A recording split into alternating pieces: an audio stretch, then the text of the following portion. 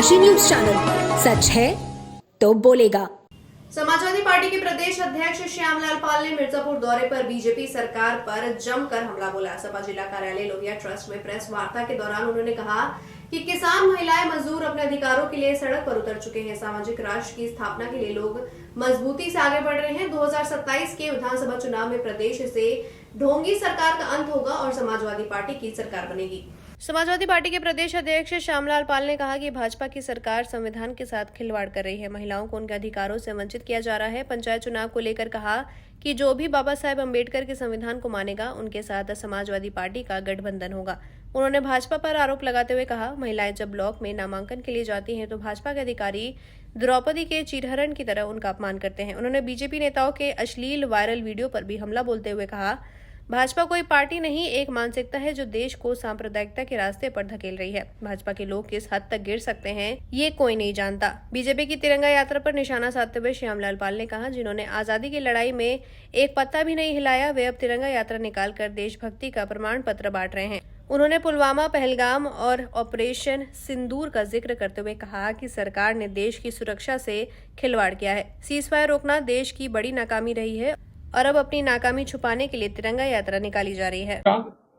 जो बाबा साहब डॉक्टर अंबेडकर के संविधान को बचाने के लिए आगे आए, लोकतंत्र की हत्या करने वालों का मुंहतोड़ जवाब देने के लिए जनता के बीच में जाएगा। जब आरक्षण बचा रहे, उस खेल के साथ जो पार्टियां इस विचारधारा से आए कि उसी के साथ समाजवादी पार्टी का ऐलान सकता है। भारतीय जनता पार्टी जो है लगातार तिरंगा यात्रा निकाल रही है, तो क्या अपनी नाकामी को छुपाने के लिए, मुद्दों को भटकाने के लिए इस कार्यक्रम का आयोजन कर रही है? जिन लोगों की देश की आजादी में कोई योगदान नहीं रहा, स्वयं को बड़ा देशभक्त साबित करने के लिए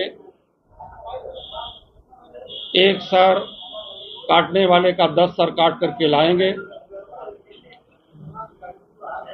उनका पूरा नतीजा भारत की आम जनता देख रही है।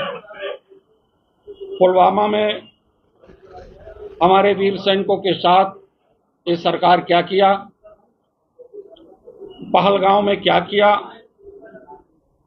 सिंदूर ऑपरेशन क्या है, महिलाओं के सम्मान कहां तक इस सिंदूर ऑपरेशन के माध्यम से ले जाना चाहते हैं।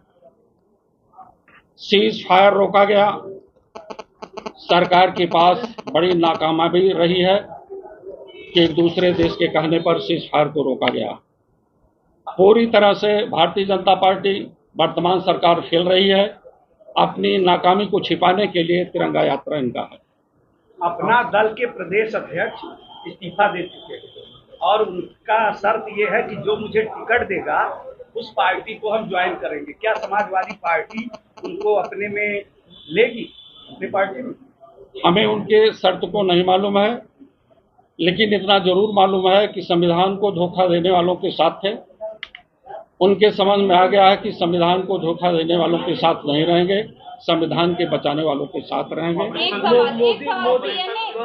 ये कहते हैं कि हमारे पूर्वांचल की खबरों से जुड़े रहने के लिए आज ही सब्सक्राइब करें हमारा YouTube चैनल डनकाशी और हाँ, लेटेस्ट अपडेट्स के लिए बेल आइकन को प्रेस करना ना भूलें।